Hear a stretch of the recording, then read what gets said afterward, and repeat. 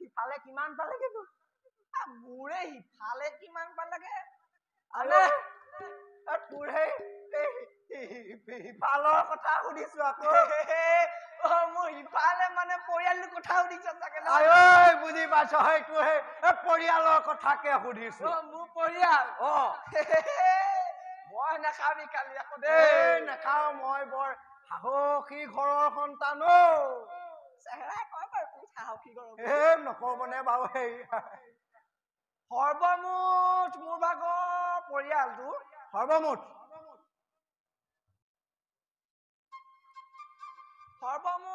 বেছি নহয় এই কয় আকৌ চিধা চিধি নকয় সেই সৰ্বমুঠ কিবা নহয় বোলে নে সেই কিবা নহয় বুলি ক'লে মই বুজি পাওঁ নি বাৰু সৰ্বমুঠ একুৰি আধা খালি সৰ্বমুঠ সেই একুৰিটো বাৰু বুজিলো সেই আধা ফালটোহে নুবুজিলো কৃষ্ণ কাটি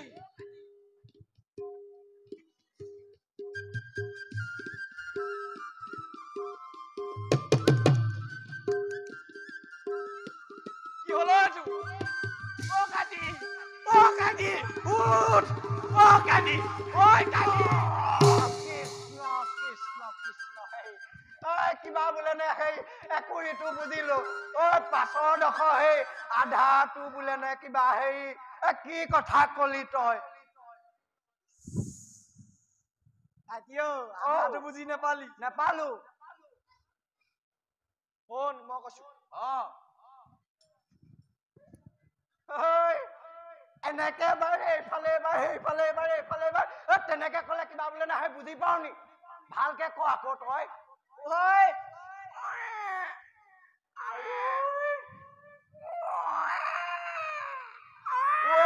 কিবা বোলে নে সেই তই ভাল খবৰ কথা কৈছ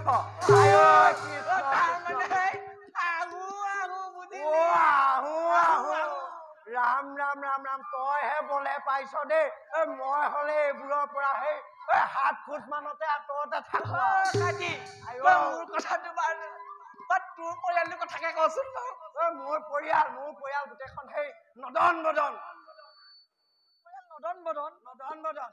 মাইকীজনী খবৰ কেনেকুৱা মোৰ মহিলাৰ কথা কবলৈ গলে একেবাৰে ডিপলি গোটেইখন সেই গাখীৰত যদি সেন্দুৰ অকণ মিলাই দিয়া মোৰ মানুহজনী একেবাৰে সিমান ধুনীয়া চাগে নহয় জানো হয় বাৰু বল সেই বেলি পৰিবই হ'ল ইফালে আকৌ মৰমতে মোৰ মানুহজনীয়ে বহুত মনত পেলাই আছে নহয় বল ইমান মৰমত চুমা এটা খালে নকবি চুমা কথা বুজিলি চুমা মোৰ মানে গালখনে ইফালৰ পৰা বিন্ধু কৰি থাকে বাৰু বল এইবোৰ কথা পাতি থাকিলে ইফালে মোক সেই ৰাম পিতন দিব মৰম কৰা বাহিৰে বাৰু বল هيك دخرات هيك هيك دخرات هيك هيك دخرات هيك هيك هيك শুনিলে মন্ত্রীবর সাধারণ পচাই ধিক্কার দিয়ে তথ্য বলে মহারাজ মন্ত্রীবর কেউফালে কোনো কেবল ঢেকিত ঘরত শুনক কাণ পাতে শুনক আকাশে কয় বতাহে কয় পশু পক্ষীয়ে কয় দিক দখলত দিক দখলত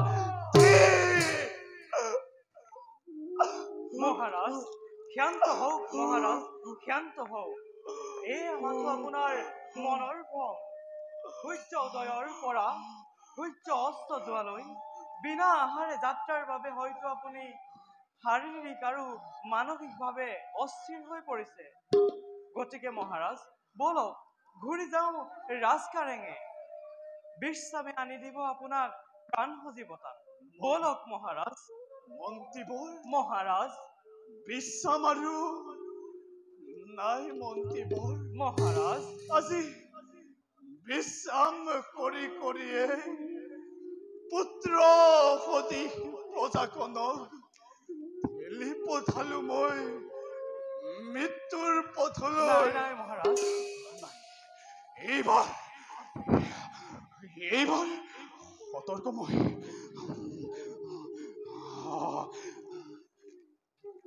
আজি আজি এই অপৰাহ্ন বেলাতে মই অমৰাৱতীপুৰে প্ৰথমে বিনয়েৰে সুধিম দেবেন্দ্ৰক বৃষ্টিপাত কৰিবনে নকৰে আৰু প্ৰয়োজন হলে শিৱ সংহাৰণ মূৰ্তি ধৰি ৰণত পৰাস্ত কৰি বৃষ্টিপাতৰ বাবে বাধ্য কৰি বাৰু এতিয়া যাওক মন্ত্ৰী মহাৰাজ মোৰ অবৰ্তমান অৱস্থাত ভালদৰে পালিব বজাৰ আদেশ শিৰোধাৰ্য মহাৰাজ যাওক মন্ত্ৰী দেবেন্দ্ৰ দেবেন্দ্ৰ দেবেন্দ্ৰ দেবেন্দ্ৰ দেবেন্দ্ৰ তোৰ উচ্চ শিখৰৰ পৰা নামিবলৈ প্ৰস্তুত হৈ আছে তখনত প্ৰলয়ৰ হুংকাৰে দেবেন্দ্ৰ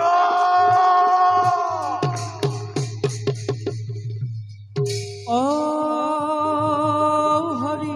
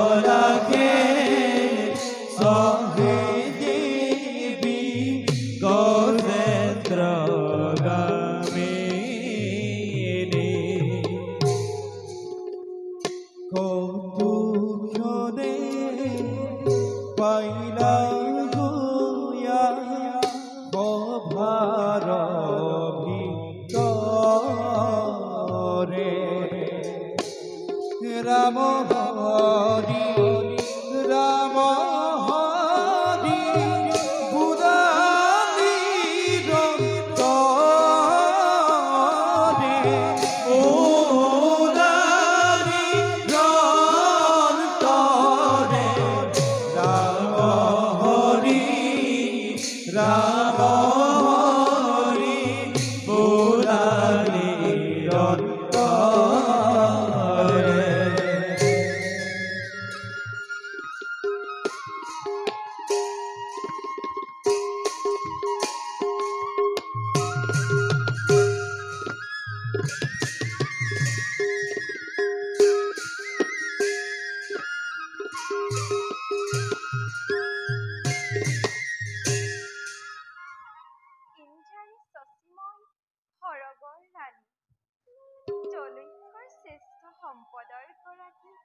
দেবেন্দ্ৰ মোৰ স্বামী জগতৰ সকলো নাৰীৰ মই ঈৰ্ষাৰ কাৰণ মই হলো ইন্দ্ৰাণী শশী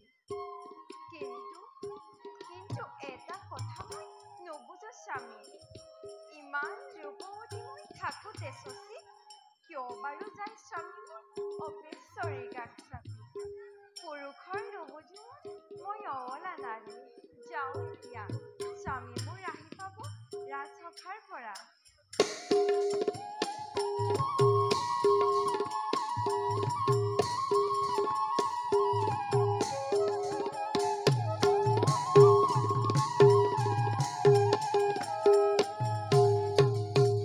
ও হরি জয় দৈত্যরাজ হম্বরাখুর জয় দৈত্যরাজ হম্বরাখুর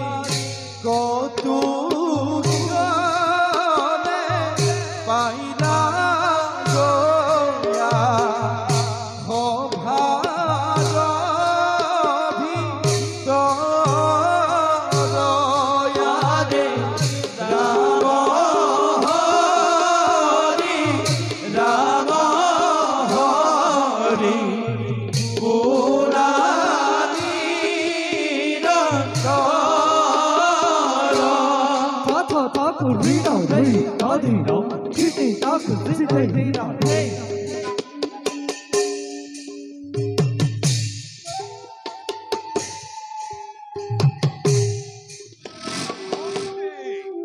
অম্বরা ঘুরে দাদা দৈত্যারে ও উরাজে হিংসা খনতে দাদা নাই নাই নাই নাই দাদা আজের পর্যন্ত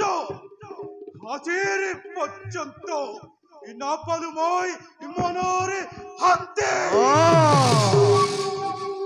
অতীতের নন্দন হেই কপতিয়া রাজে দেবতাই দেবতা ও ভাই দাদা দেবতাই পরিচিত করেছে আমাকে স্বর্গ মুখর পরা দাদা আই দাদা যুগে যুগে ও যুগে যুগে যুগে যুগে যুগে যুগে ও যুগে যুগে বংশনারী যদি হে প্রতিহতি বই এই রাজে হিংসা খনতে ওহার জানো কিবা শক্তি থাকিব পারে আশা কথা দাদা দৈত্যার ওরকে জন্মিল আমি দৈত্য কুলাতে নিশ অধম অধমে কোলুত্থপ বলে কোন উত্থপ বলে ও দাদা ও চিরকাল ঘৃণায় আমাকে কাপুরুষ দেবতা ভগতে হে দাদা ওই আজ্ঞা যে তুমি মুহূর্ততে অমরাবতীপুরে করবাক্রমণ ও প্রতিহতে প্রতিহতে দাদা ও প্রতিক্ষুধর বিহার অনতিষ্টামর বায় কোনে কোনে দাদা ও আজ্ঞা যে তুমি ওই মুহূর্ততে অমরাবতীপুরে করবাক্রমণ শান্ত হুয়া ভাই দাদা বিনা প্রস্তুতিরে যদি আমি করু যুদ্ধ আক্রমণে অমরাবতীপুরে বিপর্যয় আমার মেরিব ভাগ্যতে এই ভাই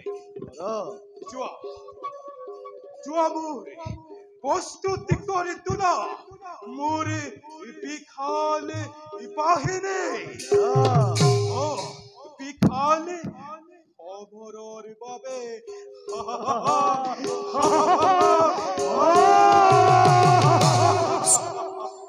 আর ভাই ওয়ু যাও মোরে আরাধনার হেতু তুষ্ট করে মহাদেবকে বিলময় অনুমত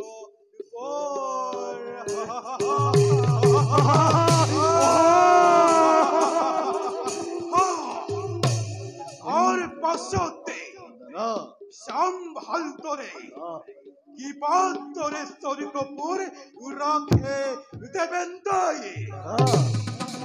কিন্তু দাদা ওই যদি হেৰি দেখি মই মনোমত বল তেতিয়া কি কৰিবা তুমি তেতিয়া ও দাদা তেতিয়া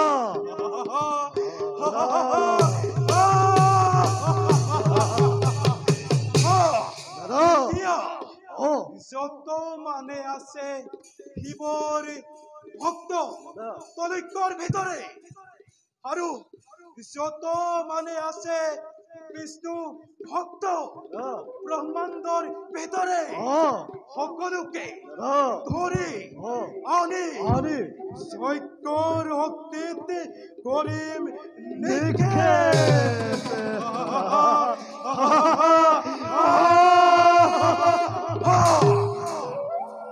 ভাই চোৱা প্ৰস্তুত কৰা মোৰ বিপুল বাহিনী কালিলৈ প্ৰভাততে যাত্ৰা কৰিম মই মহাদেৱৰ আৰাধনাৰ হেতু তাৰ পাছতে যাম দেৱপুৰ কেনেদৰে থাকে জীয়াই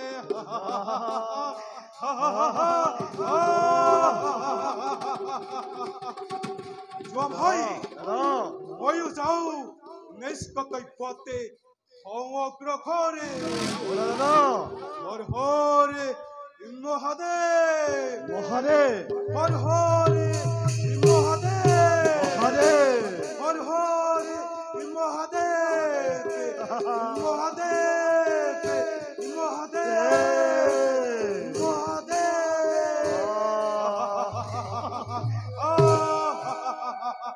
বলা ভাই বলা দাদা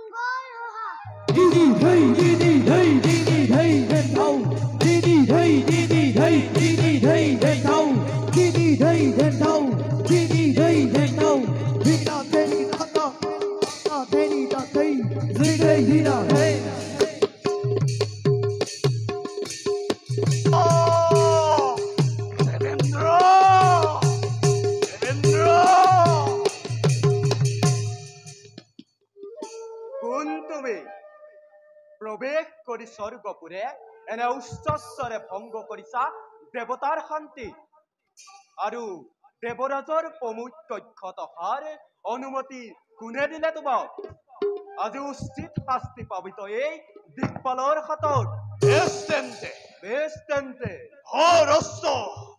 নকৰি পলম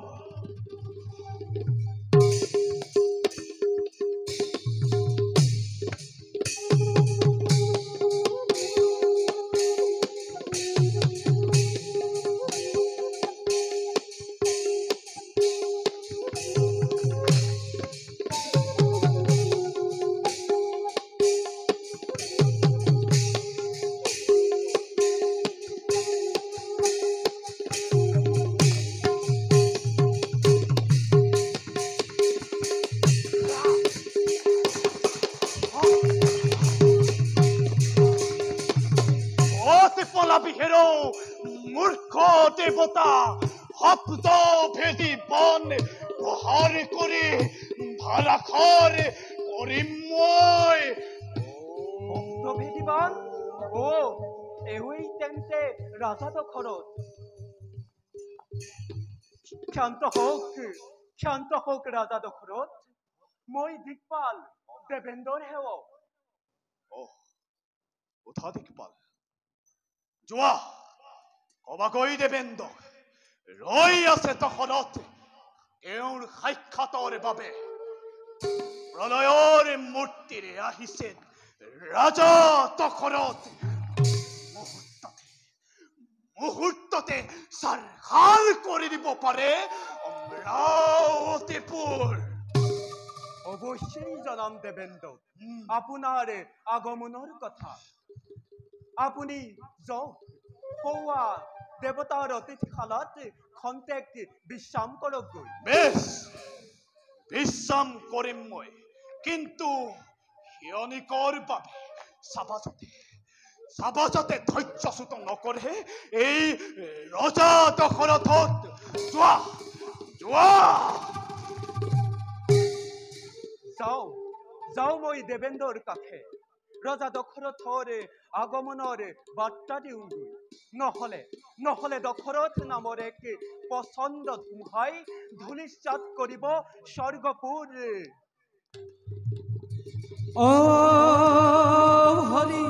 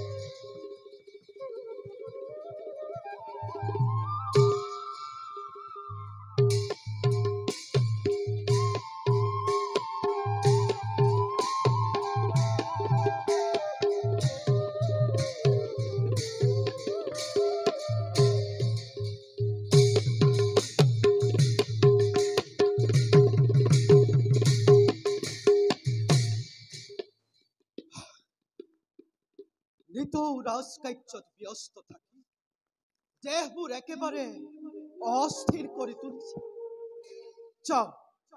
যাওঁ মই নৰ্তকীগণৰ কাষে, তেওঁলোকৰ সৈতে বাৰ্তা আলাপ কৰি দেহলৈ ঘূৰাই আনো মোৰ প্ৰাণ সজীৱ। কিন্তু এয়া কি? দিকপাল,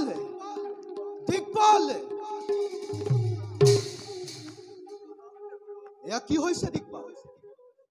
দেৱৰাজ, মূৰ্খৰ দৰে আচৰণ নকৰিবা দিকপাল। অপৰাহ্ন বেলাত উপস্থিত হৈ ঐক্যপ্ৰিয় নাপালো সাক্ষাৎ মই নৰ্তকীগণৰ। তুমি হেন দিকপাল থাকোতে কিয় ইন্দ্ৰৰ আদেশ কৰিলে অপেক্ষা? দেৱৰাজ, তেওঁলোকৰ ইয়াত নাই অপৰাধ। আপোনাৰ মনোৰঞ্জনৰ বাবে কৰোতে ব্যৱস্থা। আগমন কৰিলে অযোধ্যাৰ ৰজা দশৰথে। তেওঁ আপোনাৰ সাক্ষাতৰ বাবে মোক জনাইছে প্ৰণিপাত। বিশ্ৰামৰ সময়তো মই কাকো নকৰো সাক্ষাৎ। কোনো মানৱক। দেৱৰাজ, তেওঁ পৰাক্ৰমী সূৰ্যবংশী ৰাজা দশৰথ। জানে তেওঁ শব্দভেদীবান। জানে তেওঁ শব্দ ভেদিবান হয় দেৱৰাজ। শব্দ ভেদিবান দিকপাল মনত পৰিছে অযোধ্যা ৰজৰ নিপতিৰ পুত্ৰ ৰাজা দশৰথ হয় দেৱৰাজ। ইমান পৰে সেই কথাকে মোক স্পষ্টভাৱে প্ৰকাশ কৰা নাছিলা কিয়? বলা দিকপাল তেওঁক আমি কৰোগৈ সাক্ষাৎ, নহলে অমৰাৱতীপুৰে ঘটিব পলয়। বলা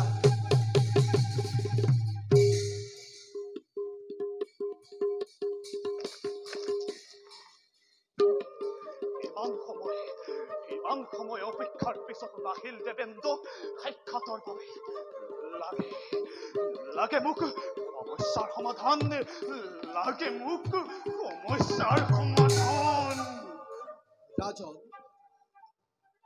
দেৱতাৰ ভক্তি ভৰা সেৱা কৰিবা গহ। প্ৰতি নমস্কাৰ দেৱৰাজেও কৰিব কহ। কোৱা ৰাজন, কিবা সাহায্য দেৱৰাজে কৰিব তোমাক প্ৰদান?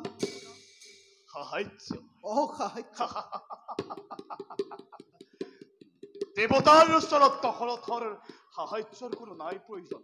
ৰাজন, মাত্ৰ আপুনি কিবা তৰে আপোনাৰ অধীনস্থ মেঘকণে পঞ্চবৰ্ষে বৃষ্টিপাত কৰা নাই অযোধ্যা ৰাজ্যত। শুনক দেবেন্দ্ৰ, শুনক, আজি জলৰ অভাৱত, আজি অন্নৰ অভাৱত অযোধ্যাৰ বিশেষকৈ দক্ষিণ প্ৰান্তৰ প্ৰজাগণে ভুঞ্জিছে নিকাৰ, দেশান্তই হবলৈ কৰিছে আৰম্ভ। নেপাওঁ যদি উচিত প্ৰতিকাৰ, তেন্তে জানিবা অমংগল সন্মুখতে অমৰাৱতীপুৰৰ। যথাৰ্থতে ক্ৰোধ আপোনাৰ ক্ৰোধ সম্বৰণ কৰক। শুনক ৰাজন, ৰোহিণীত পূৰ্ণ দৃষ্টি খনিৰ কুপদৃষ্টি পৰাৰ হেতু আপোনাৰ ৰাজ্যত হোৱা নাই বৃষ্টিপাত। গতিকে যোৱা ৰাজন, খনিৰ কাষে গৈ বিনয়েৰে তেওঁক কৰাগৈ সম্বোধন। নিশ্চয় তেওঁ ৰোহিণীৰ পৰা পূৰ্ণ দৃষ্টি ব্যাহত কৰিলে ৰাজ্যত বৃষ্টিপাত হ'ব অনতি পলমে। কোৱা ৰাজন। অনুৰোধ নকৰে দশৰথে খনিৰ ওচৰত, আছে বাহুত প্ৰবল শক্তি, ৰণত পৰাস্ত কৰি ৰোহিণীৰ পৰা পূৰ্ণ দৃষ্টি ব্যাহত কৰিম এই খনি দেৱতাৰ। যোৱা ৰাজন, বাৰু দেবেন্দ্ৰ, মই মাগিছো বিদায়। অহংকাৰী উদ্ধত ৰাজন, পাবি আজি তই খনিৰ হাতে ইয়াৰ যোগ্য প্ৰতিদ্বন্দ্বী। বলা দিকপাল, আমিও নিজ কৰ্তব্যত হওঁ অগ্ৰসৰ।